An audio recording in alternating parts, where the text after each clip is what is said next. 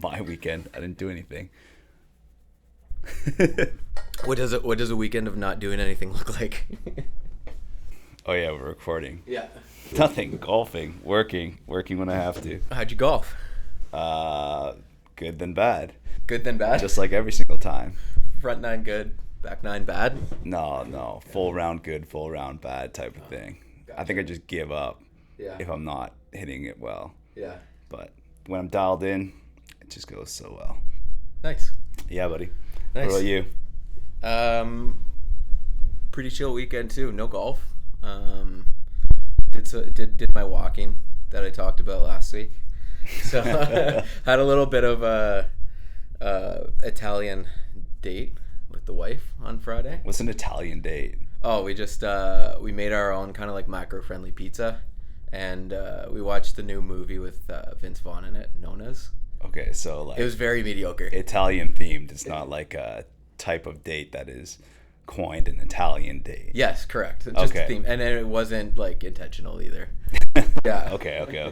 I thought it was premeditated Italian. Yeah, but it was funny watching the movie. Kind of reminded me of, brought back to like last week's discussion of longevity. I'll say, just seeing like some of the old ladies not being able to move around very well and not use their hands and limping around. I'm like, Are these people in America or in Italy? America. Okay. Yeah. It's like Italy is typically considered to be one of the blue zones, right? Yep. Because they're walking a lot and their food is a little bit better and that type of thing. No, these are just like 70-year-old women from New York that okay. Yeah. Living the American lifestyle. Yeah, exactly. So, but yeah, that was the weekend. Right on. Yeah. Sweet. All right. Thanks for joining us, everyone. We're going to be starting our second episode of the Movement Podcast here. So I think one of the common themes we're going to be talking about today is myths and misconceptions in fitness and nutrition. And we're going to do some reaction videos as well to some things that we've seen on social media and, come upon our feeds, and we want to see what they're all about, and we're going to talk about our opinion on these types of things.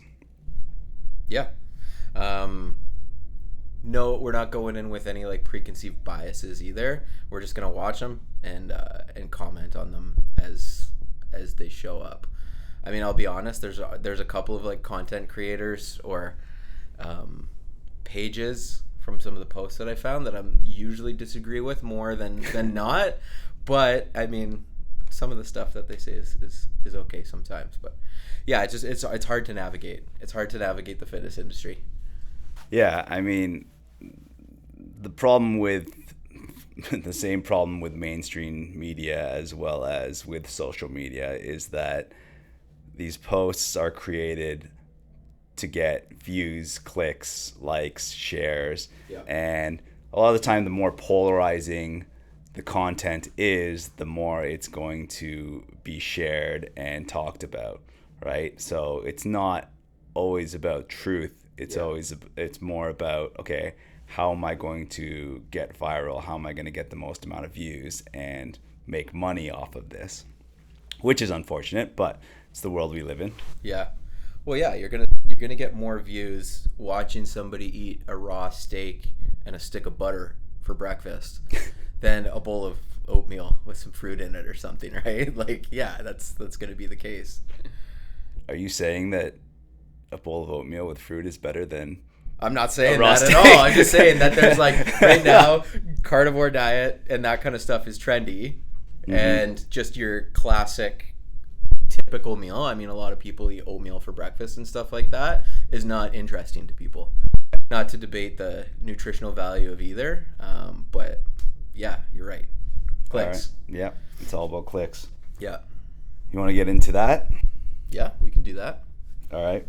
Well, Dave sent me some videos that I'm going to watch here.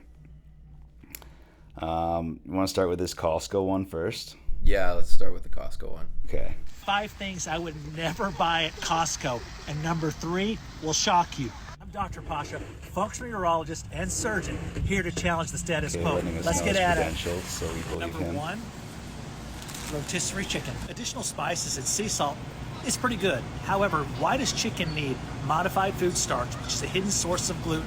Tastes carrageenan, which is a known gut disruptor, and extra sugar. Why add extra moisture? Real chicken doesn't need sodium phosphate, which isn't great for your kidneys if they're already struggling. And to make matters much worse, why put the chicken in plastic?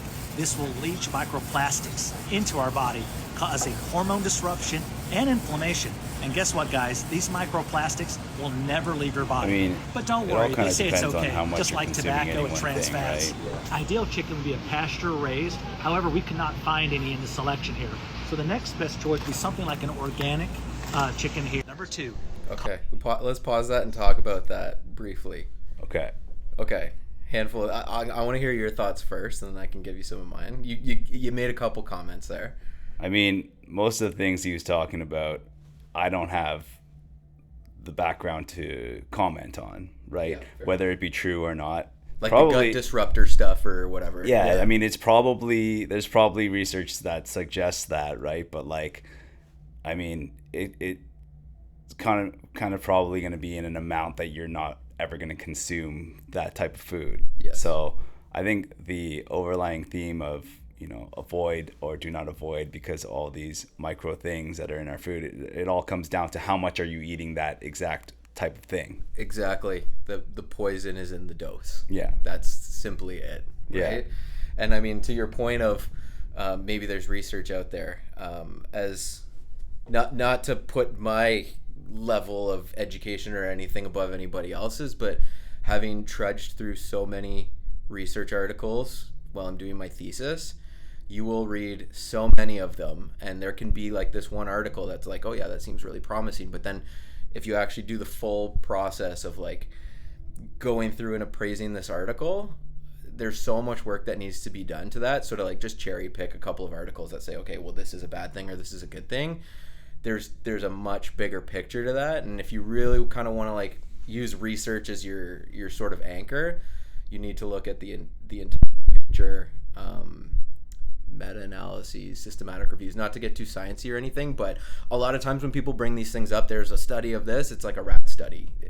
The applicability isn't always going to be there. Not to say that there might not be studies that support these things, but you hear a news anchor say, studies show that, eating a bar of chocolate is better than exercise. Well, what's the context? Exactly. What's the context? What's everything? And a lot of times these studies are kind of misrepresented or misinterpreted. So yeah, I mean, it kind of goes both ways with the research and science, right? It's like, okay, like where's the science that backs it up, but also at the same time, what are the intentions of whoever is doing that research? We try to take bias out of whatever it is that we're researching, but we know the outcome that we want a lot of the times, right? So it's going to push and bias our research that way. And then the other thing is, just because there's no research on it doesn't mean that it's not true either, right? Anecdotal evidence is a lot of the case, when there hasn't been, or it's too new of a development to actually have been researched, right? So I think it's best to take a look at a global view of all the different research there is on any given topic and make decisions or indecisions based on that. Things like meta-analyses, reviews, where we're taking a look at a broad array of research, scientific research and analysis. Yeah, and I think it's important to note, like, if we're talking about something that isn't well researched and we're talking about anecdotes, I think it's okay in those situations just to be like, we don't know yet. I think it's always great to just have the answer, I don't know. Yeah. As opposed to kind of like BS your way through something. Yeah. But, yeah. You kind of, being in the industry that I'm in, you kind of go through that a little bit, and you see junior people just trying to pick stuff and pick research out of the air and try to come up with answers that things that maybe they don't know the answer to, but okay, I saw this one thing, I'm going to tell my client about this and suggest this. And most of the time when people are asking me for my advice and my opinions, I'm like, well, here's my opinion, right? I don't know if I can necessarily prove that it's true or right for you. But I've seen this in a lot of different cases, and that's how I'm going to communicate to the people that I'm working with. Yeah, I think that's fair. Just be transparent about everything. Yeah. Yeah. Going back to like some of the claims, like, okay, first off, I'm just gonna say I don't think that there's really anything wrong with buying a chicken from Costco and eating it, especially because like it's usually, well, I don't know about anymore, but it's usually a bit of a better price point. It's convenient. It's pre-cooked. Like you could just maybe reheat it or something. If you got a big family, you can feed, a family of 4 with one of those things. I truly don't see a huge difference between buying one of those unless you're like a very picky eater and need a perfect tenderness or flavor or something. Like I think if that's what you're working with, a big Costco shop, go for it. Videos like that are not really taking into consideration socioeconomic status, yes, right? Yeah. So it's like, money comes into play too. Yes. And then the other thing is,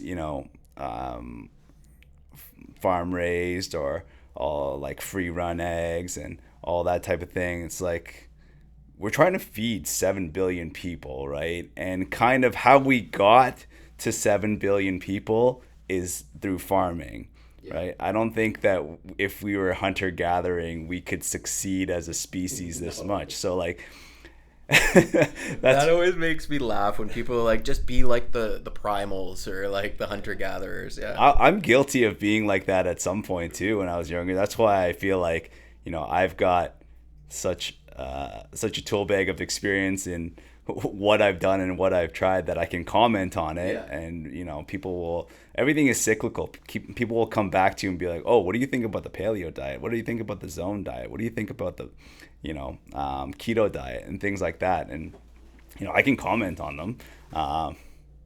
If you want to try them, right? Yeah. At the end of the day, what works for you to get the nutrients that you need and at the same time work towards the goals that you're trying to achieve, whether it be weight loss, muscle gain, performance, or whatever. Yeah.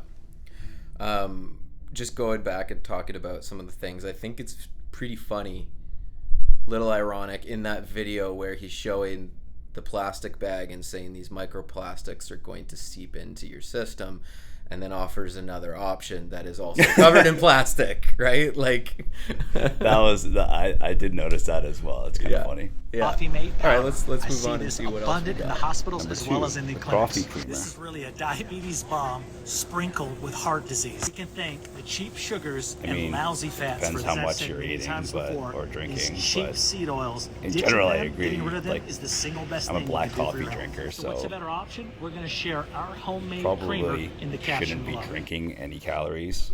Fish oil supplement. Okay, so I like the diabetes bomb comment. I mean, if you're gonna have a coffee with a bit of creamer in it, you're not just gonna get type 2 diabetes from that, right? We just mentioned it. The poison's in the dose, right? I would agree with you. I typically drink my coffee black just because I'm weird and I actually like the taste of coffee.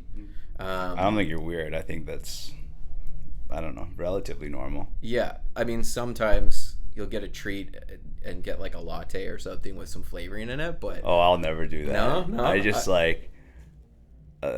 this is just something that we're going to touch upon lately, or this is something that we're going to touch upon later, but it's, all or nothing mentality, right? Yeah. I will probably never drink calories Fair other enough. than in alcohol, and that's already a sin in itself. So Yeah. No, it's an important thing to kind of like contextualize here, because if you're someone who can have a coffee and put a little bit of creamer in it and you're able to hit your caloric goals throughout the day, you're not going to become this walking, talking disease bomb or whatever it was that you said, right? But if you're the kind of person who's, maybe having 3-4 coffees a day, which that in itself there's nothing wrong with, but if you're having whatever they call it, well, we can talk about that too. Caffeine. Yes, okay, within your limits, but if you're doing the quad like 4 sugar 4 cream sort of thing, that's so many calories that you're taking in. And if you're like, well, why am I not losing weight, or you want to talk about those types of things, then that's a lot of extra calories, and it's something that you have to take into consideration. Yeah, and the other thing is, what kind of person is putting calories into their coffee? That probably means they're putting calories into other aspects of what they're consuming. Yes. Right? So that's kind of the main point. I mean, if the only place that you drink calories is in your coffee, which is probably not going to be the case for most people that put that stuff in there, it's probably not as bad. Yeah. Yeah. Yeah. Again, it's just all nuanced and context, right? Yeah. Suggested up Yeah. to 50% or even higher Okay. of all these oils are already Fish rancid oils. before you even buy them. As these oils become rancid, they produce toxic metabolites such as 4-HNE, which is basically a bomb in your body that leads to another increased bomb. inflammation and even some cancer. So it's not only a colossal waste of money, it's actually impacting our health. Recommend organic, natural, smash fish. See the caption below for which fish those are. Okay, so I wonder if he's trying to Olive sell Garden, something. Italian. Okay, so I'm not super educated on the fish oil topic. What do you have to comment on that? So if you let fish oils sit on a shelf for too long, they can go rancid. So if you buy some and you open them up, just put them in a cool environment and you're probably going to be okay.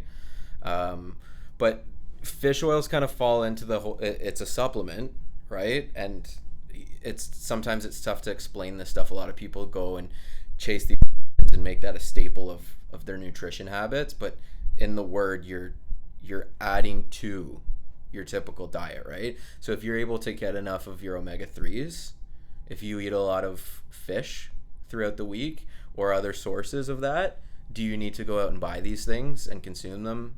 Probably not. If you're somebody who just has some type of, just doesn't like fish or just needs that extra source because you know you're not getting enough from it, then I don't think it's the end of the world to do that. Again, as long as it fits within your financial means and things like that. But like, he does have a point with the rancid comment, but in terms of, again, it like breaks down into all of these toxins and stuff that you're probably not consuming enough for that to ever matter. Yeah, exactly. It's not like you're getting a handful of fish oils. Yeah.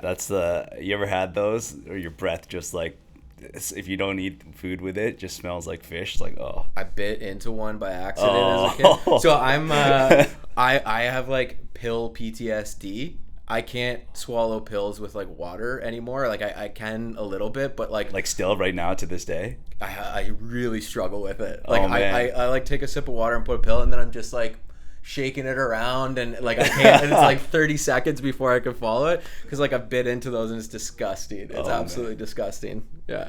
Depending on the size of the pill, I can try swallow. I don't know. I can't comprehend Hardcore. Actually, maybe this is a little bit of a tangent, but back in the day when I was younger and taking all these supplements that I may or may not have needed, probably didn't need, but there was these like animal pack vitamins where they came in like a giant bag of like 10, 12, 15 different things that you need to be taking as this like animal pack supplementation, and I would take it and just put it in my mouth, fill my mouth with water, and try to just down it all in one go. There's like just to get it over. It was honestly like a chore. Yeah. Like otherwise, okay, these 2 pills in, swallow. These 2 pills in, swallow. It's like, screw that. Put them all in, down the hatch. Sometimes gets caught in the throat. Doesn't feel great, but Yeah. My wife. my younger days. Yeah, my wife calls me banana boy because like I'll usually just like take a bite from a banana and smush it up in my mouth, toss a pill in, and I'm good to go with that. Oh. But, like, I can eat pills with food, but not with liquid for whatever reason. You're literally like an animal. Like you have to it's tricky you to get your pills in. It's all Yeah, exactly. Oh, that's funny. Yeah, but let's see what else he has to say. What do we got? Dressing, Garden as well Italian as dressing. 99% of dressings found throughout any store. Even though it may appear to be Italian dressing and one may think it's olive oil, the actual second ingredient is soybean oil, which is another inflammatory seed oil. Seed oils are actually a fat that is not used as energy. It actually gets stored in our cells, leading not only to obesity, but heart disease, metabolic dysfunction, dementia, and many more chronic illnesses. Wow. They were kicked out of Costco. Yeah, surprise, surprise. All right, let's talk about that salad dressing thing. How much salad dressing are we really eating? Right? There's probably some evidence backing what he was talking about, but you probably have to chug a couple bottles of that every day, for it to really be an issue. So I think seed oils are the new whatever the last like demonized thing was. Yeah. And I don't think that there's actually enough literature to support all of this stuff that people are saying that it's terrible for you. Yeah. And the effect of whatever they're talking about, if you're eating salad dressing, to get to a point where any of that could even matter, you've got other problems on your hands if you're eating that much salad dressing. Yeah. You're chugging buckets of salad dressing, the amount of calories in that, and you're going to be in a massive caloric surplus, and the consequences of that are probably much bigger than whether or not you're going to have a little bit of inflammation or whatever from the specific oil in the... I mean, I think I've actually bought that specific product before, and I never even finished like a quarter of the first bottle before it expired. Yeah. Right? Living on my own. So, I mean, you gotta eat or drink, I guess, whatever the context is, so much of it to actually have those things come into play potentially. Yeah. Yeah. Again, so like this is just putting everything into context of, it's really easy to come across these videos and say like, this is why this one thing is really bad for you and never have it. And then now you're just limiting yourself to what you will allow yourself to eat or what you think you can or can't eat. And it just makes the whole process of trying to eat healthier or be a healthier version of you that much more difficult. Yeah. Right? Like if you're saying, well, I'm never going to eat salads again because I can't eat it without dressing. Put a little bit of dressing on it if it's going to get you to eat the vegetables, right? Yeah. I mean, to be honest, like just a little bit of like olive oil and balsamic vinegar actually, like to me, tastes better than some of these pre-made salad dressings anyways, right? Yeah. I mean, just in general, a good rule is just have things that you know what all the ingredients are, but it's not going to kill you, right? If you have this prepackaged thing once in a while in little quantities, and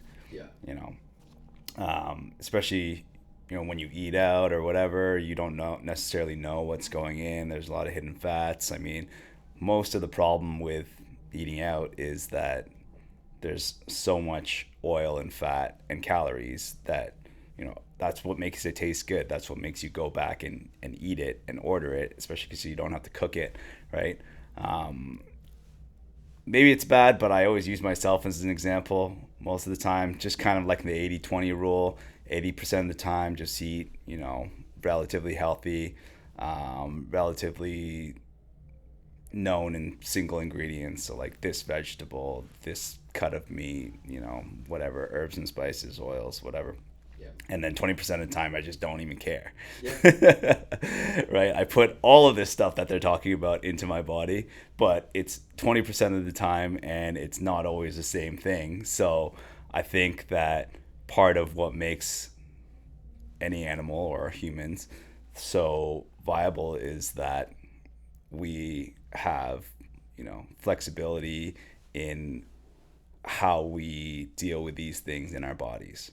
Right? Adaptability. That's what makes us human. That's what makes this species have survived so long. And I think that's the main takeaway. We can adapt. Yes. Right? And too much of any one thing is probably going to be the biggest issue. Yeah, exactly.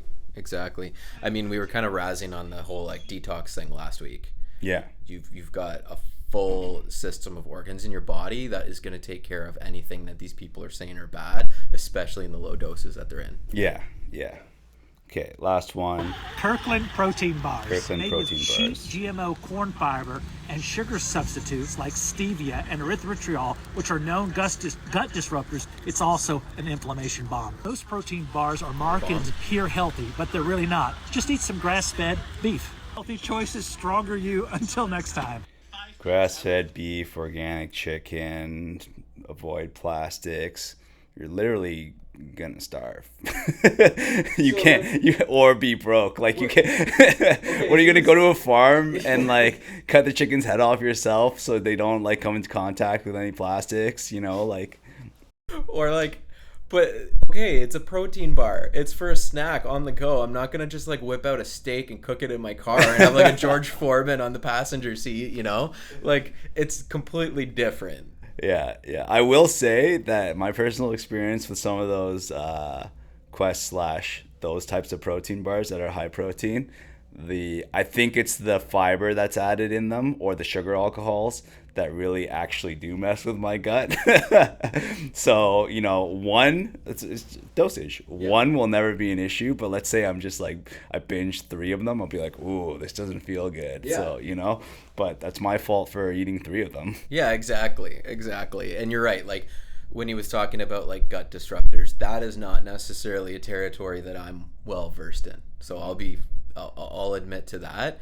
But just like anything, there's going to be like, there's certain people that can eat a lot of something and feel no effect, and there's other people that can consume very little and feel an effect. Alcohol being one of those things, right? There's some people that can tolerate a lot, and some people are, feeling buzzing off the walls after like half a glass of wine or something like that, right? Yeah. So yeah, the dose matters, but it also matters on like a person to person basis too. Yeah, Right. yeah. And sometimes I think there's problems with some people are super hyper conscious about what's going in their body and think that everything is good or bad for them. Yep. And there's a lot of placebo and nocebo going on just because you're paying attention to that stuff. And like I said, in general, just try to eat a wide variety of different foods, Yeah. vegetables, protein sources, whatever. And, paying attention to those things a little bit too closely can be detrimental in another way. Anyways, I think the ending to that video is fantastic and fitting. Just let the people eat. Let the people go and buy like affordable food Just get kicked out of Costco. Yeah, exactly. Oh, that's funny. All right. Shall we move on to the next post? Yeah. So Dr. James Nicolantonio.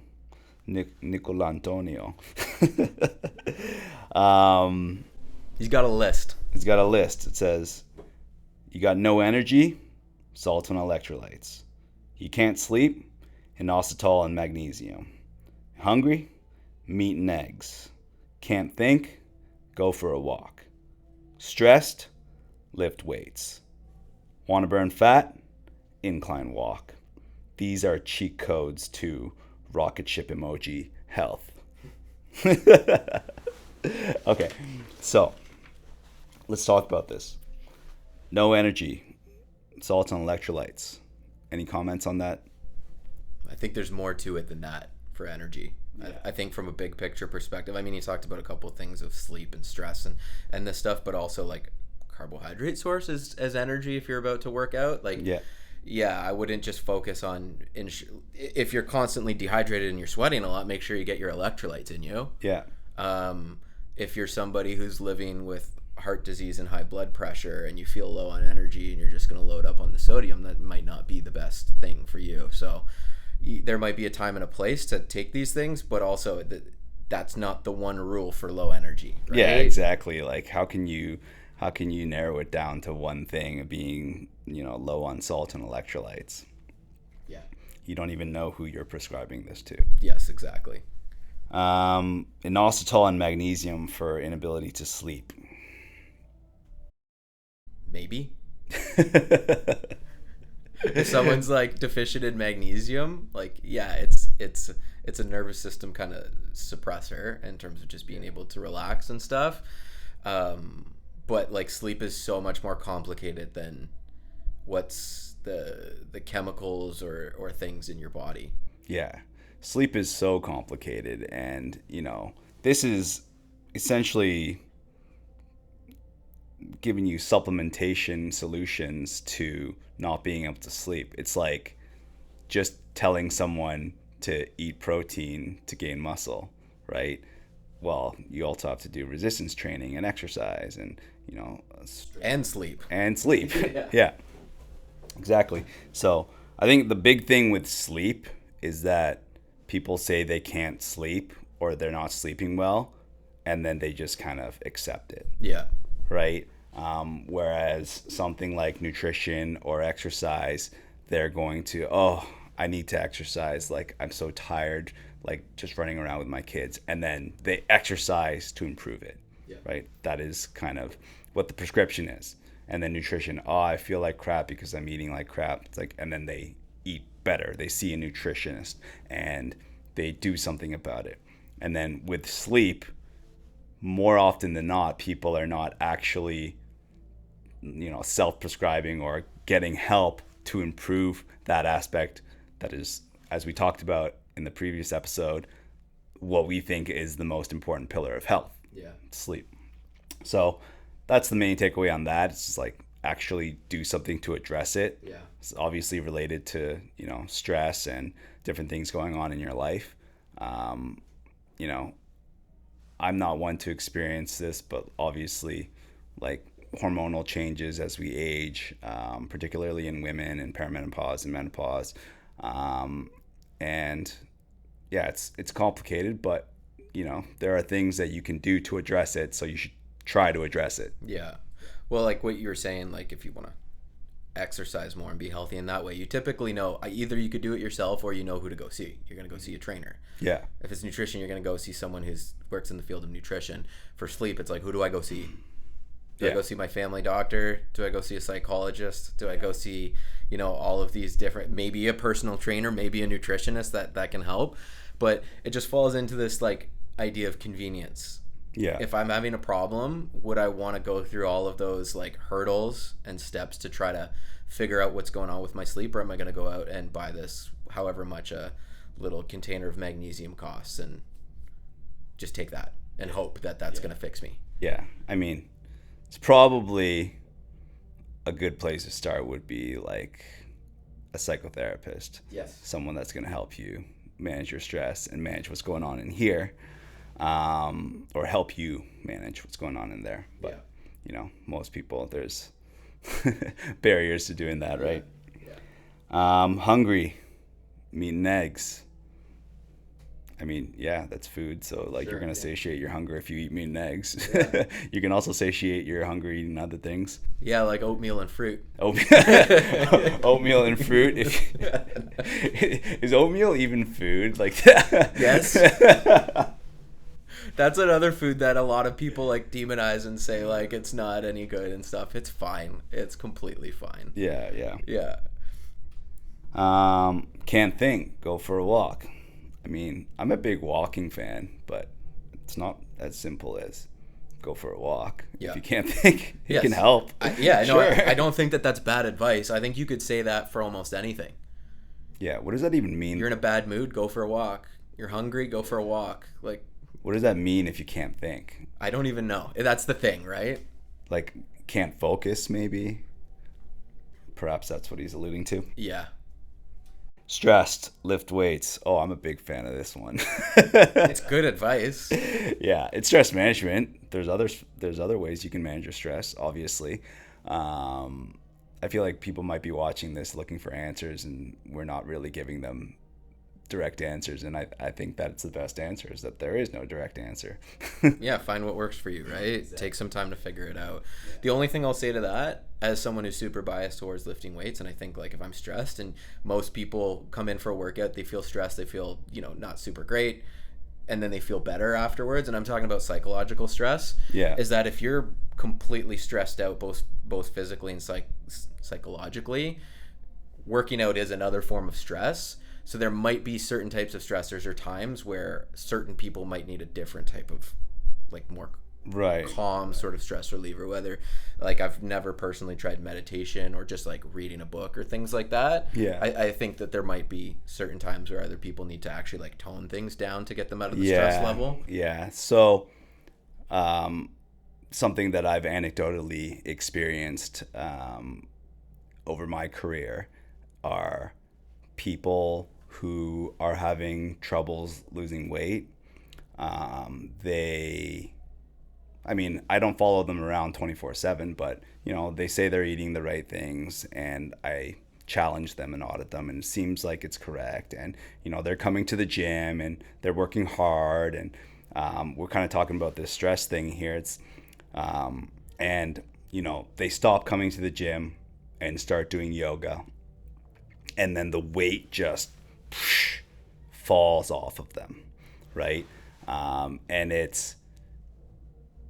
what tends to happen is people think that what's going on is, oh, I was getting too bulky while I was lifting weights.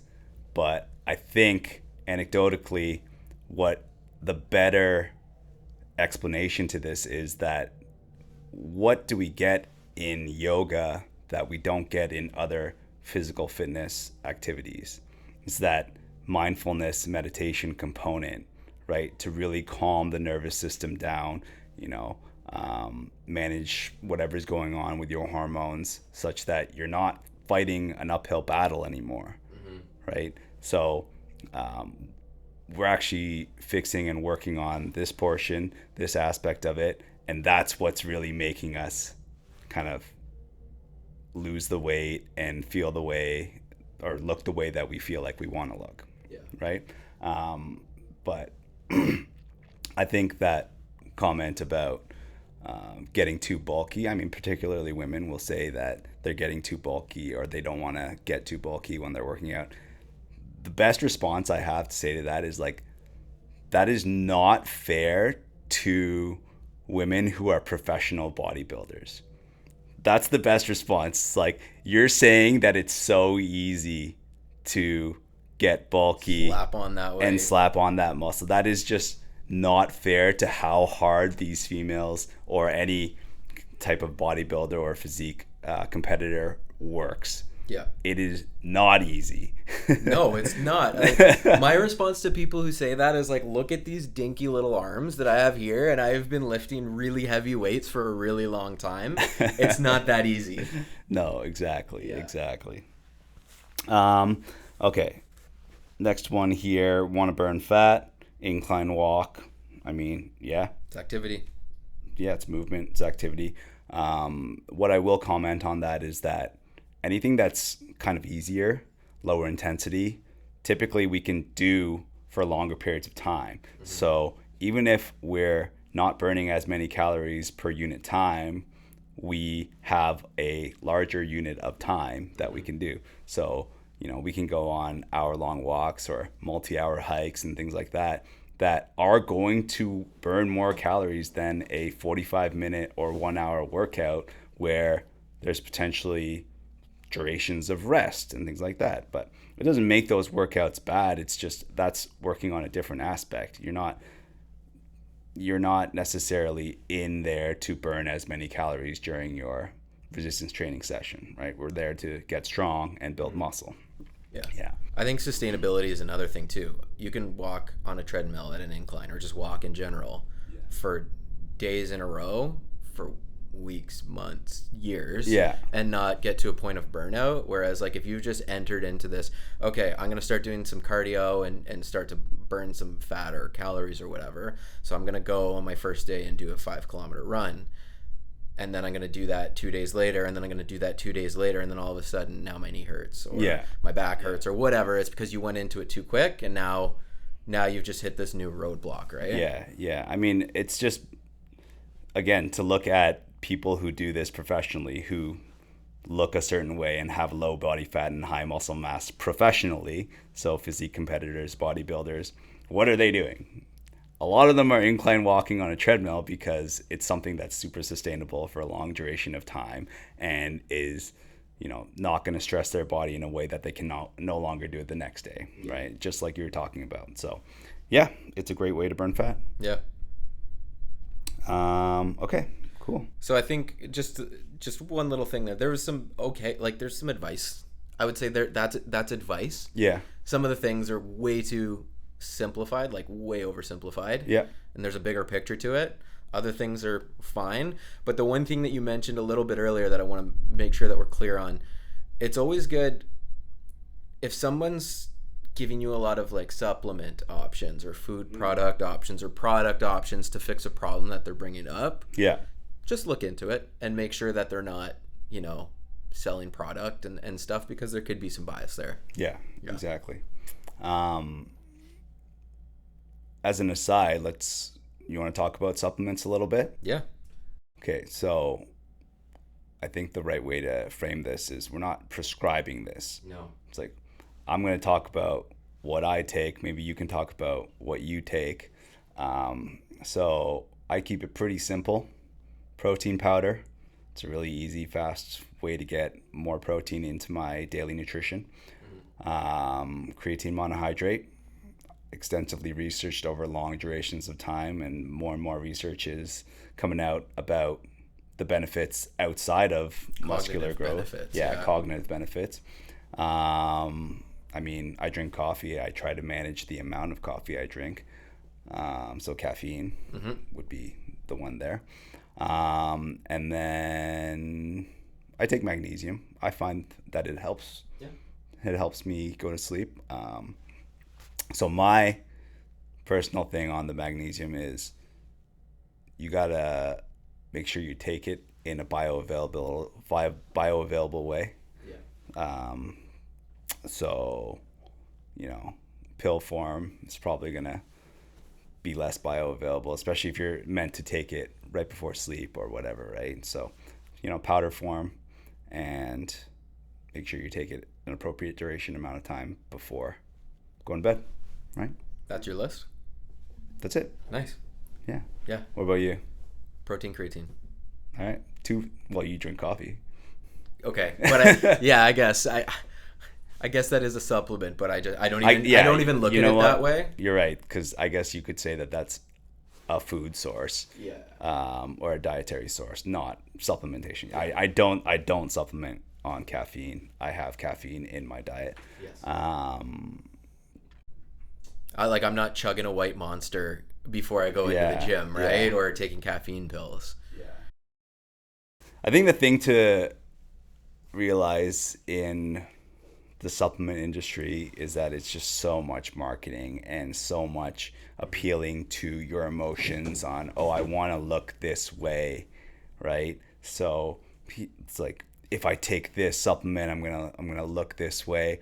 But you take a look at the raw ingredients of most of the things you're taking, and the active ingredient is probably like some kind of protein or creatine or whatever. And there's this huge amount of ingredients that you're paying for really for nothing. Yeah.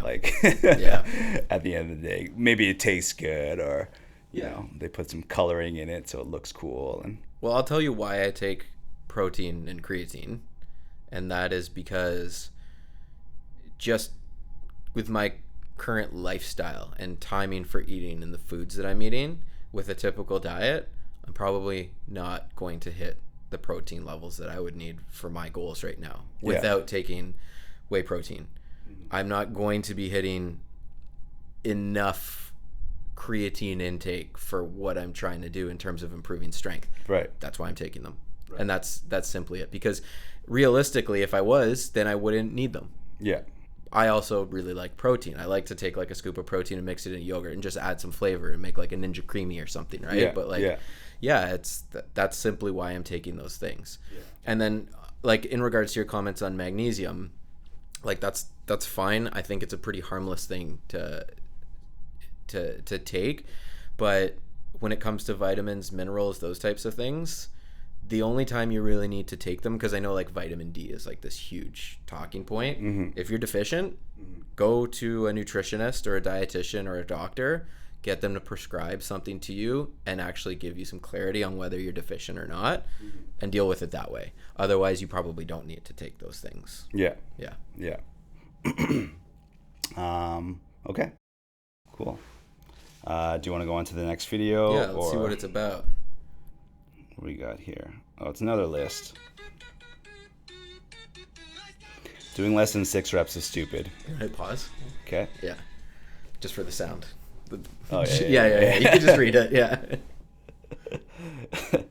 Keto diets don't build muscle. Cardio is overrated for fat loss.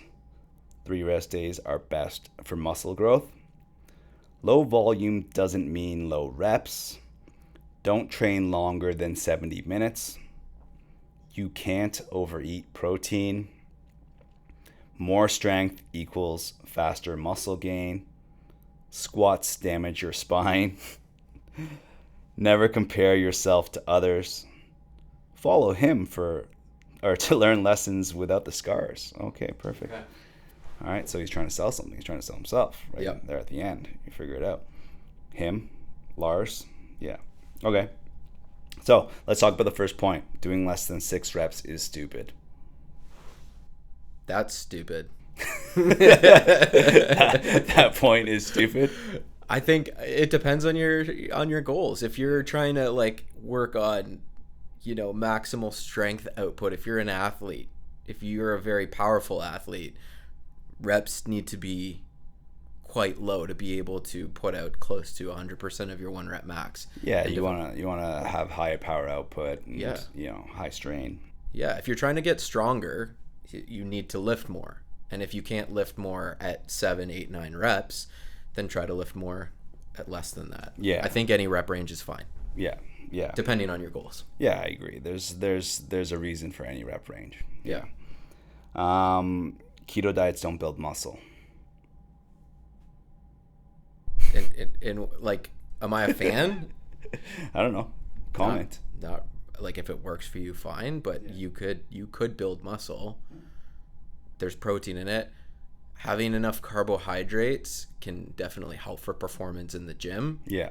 To be able to build more muscle. But if you're in a caloric surplus and you're getting enough protein and you're, resistance training and you're sleeping and this big perfect picture, yes, you can put on muscle on a keto diet. I think that we take a look at professionals once again, and there are professionals that compete in physique and bodybuilding that are doing keto diets, right? Yeah. So, yeah. Cardio is overrated for fat loss. I mean, define cardio. Well, in the previous post, it literally just said, walk on an incline for more fat loss. And then this one's saying no cardio for fat loss. Yeah. So we have conflicting lists.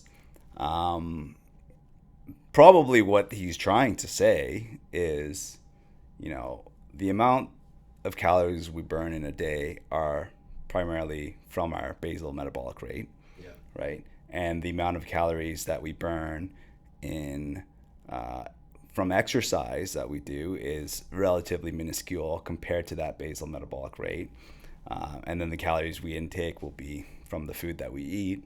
And making adjustments to your basal metabolic rate using strength training and hypertrophy and building muscle mass is going to be effective, just like, burning more calories is also going to be effective. Mm-hmm. So he's kind of pro increase your basal metabolic rate, right? Yeah. So that's about it. I look at that as like strength training and putting on lean muscle mass is like your passive investing, for like a money analogy. Buy some ETFs or indexes and just like kind of let it ride out so that you hopefully making some money while you're doing nothing. And then, if you need to do some additional cardio, because I think there is a time and a place for that. If that's going to be the difference of you being in a calorie deficit versus a calorie surplus, then do those extra, minutes of cardio.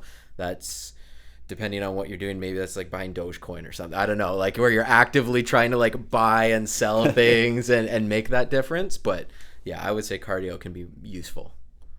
Yeah. Especially if you like it. It's good for your heart too. All right. Next one.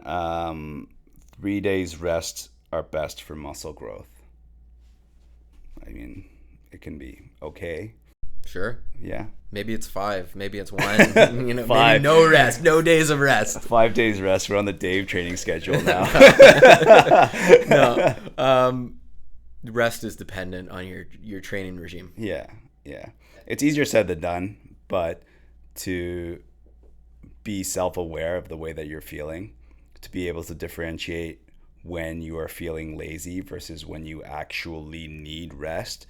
And I just think that just takes time, and you have to know yourself. You have to be doing this for a long period of time to understand the difference, as well as what's going on in the rest of your life, stress, like how many times have you actually trained, how long have you gone without a deload week, how did you sleep the night before or the previous week. So I don't really know what the context is. Is he talking about like 3 days rest in between sessions or 3 days rest in the week? So working out 4 times a week with it. I don't think there's much clarification. I think it means 3 days rest in a week. Maybe. But I don't know. Yeah. Again, that's why I you guess got to be we need careful to- with these like pieces of advice, right? Because you I don't guess really know. we need to follow him to learn the lessons without the scars. Low volume doesn't mean low reps. Yes, Yeah, that can be true. that can be true. Yeah. When we're talking about volume, we could be talking about like total volume including load. We could also be talking about the number of reps that we're doing. So yeah, low volume, you could do one set of 15 reps and have it be low volume, right? Yeah. Versus, 6 sets of 3 reps, and it's also considered low volume. Yeah, and for anybody who doesn't really know what we're talking about with volume, it's just a combination or a product of the weight that you're lifting, the reps that you're doing, the sets that you're doing, the time under tension, so like the tempo of your lifts, all of that kind of leading up to this total amount that you did, right? Yeah, comes into consideration. Yeah. Don't train longer than 70 minutes. Who? When? Why? How? What are you doing? Is it resistance training? Is it cardio? Imagine an ultra marathoner reading this. It's like, yeah, how do you run an ultra marathon if you can't train over 70 minutes? Guess we'll just set the new Ironman record. Yeah. Yeah. Need more specifics on Yeah, that. exactly. You can't overeat protein. Again, context.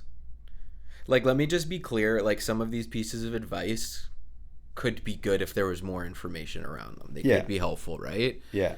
Because if somebody has a known kidney disease or disorder and they're eating, 5+ times their body weight pounds in grams of protein, then you can start to potentially see some negative effects. But like, ask anybody who's trying to track their macros and ask them to even hit 1 gram of protein per pound of body weight and see what they say. There's a lot of people that have a lot of difficulty with that. So hitting 5 times that, 6 times that.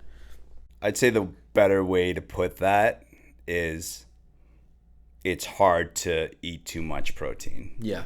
For it to be detrimental to your health. Yeah. And I think what he's saying is there's probably a decent amount of people that might just not be getting enough. So try to eat more. And I think that's good advice. Yeah. Yeah.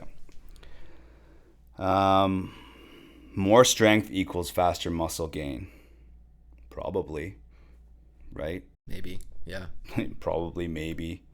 Right? You can do your higher volume sets with more weight, more damage to your muscles, more building muscle. Yeah. Squats damage your spine. I mean, like, what kind of squats? Well, also, all exercise damages your body. That's the point. You're stressing your body, breaking it down to small amounts, and then using food and sleep and recovery to build it back stronger. Yeah. And as someone who used to have, never for squats, but, used to have the opinion just based off of my biomechanics background in school and who I worked with and stuff, very kind of like against like spinal flexion and things like that. Who's saying that your spine is not adaptable just like your muscles? It is. Yeah. So no, squatting is not going to damage your spine unless. Squats can damage your spine. Yes. So when it comes to injury, and I think that this is just a topic for an entire podcast one day. A lot of people think it's because I did it wrong, or there's all of these little factors, or maybe, I didn't warm up enough, and like maybe some of that stuff can hold some weight. But at the end of the day, if you're going to be hurting yourself, it's because you did more than what your body could handle. Exactly. Too much, too soon, too fast. That's it. That's why we get hurt by moving. So I can hurt my spine squatting too much, too soon, too fast. I can hurt other body parts doing push-ups too soon, too fast, too heavy, whatever. I can do that going for a walk for too long, right? Yeah. So can't demonize an exercise. Yeah, and I guess in support of this claim, it's possible that a bodyweight squat is too much for an individual. Absolutely. But we can scale that too. Yeah. You can do a supported squat. You can hold on to something. You could potentially do like aqua exercise, right? Take load off. Things like that. At the end of the day, do exercises within your means and progress from there, and you're not likely going to hurt yourself. But yeah, I think we probably need to take away the barriers of squats are bad and dangerous, or deadlifts are bad, or I'm sure we could scour the internet and find a video explaining why every single exercise that exists is either terrible or the best thing that you could ever do. Yeah, exactly. Yeah. Never compare yourself to others. That's my favorite one on here. I agree. I think that's great advice. Yeah. Yeah, compare yourself to yourself of the past.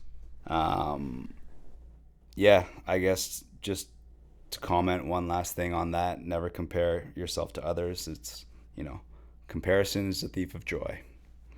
It's as simple as that. I think you can look at other people and gain inspiration from them. Yeah.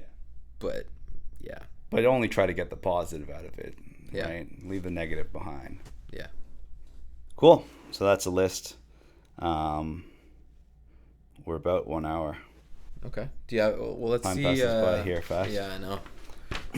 It's a black hole.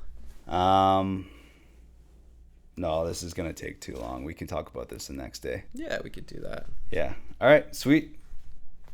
Okay. Thanks for joining us on the Movement Podcast. Excuse me. Thanks for joining us on the Movement Podcast episode 2. And we'll see you next time. Yeah. Follow, subscribe. Follow, subscribe. Yeah.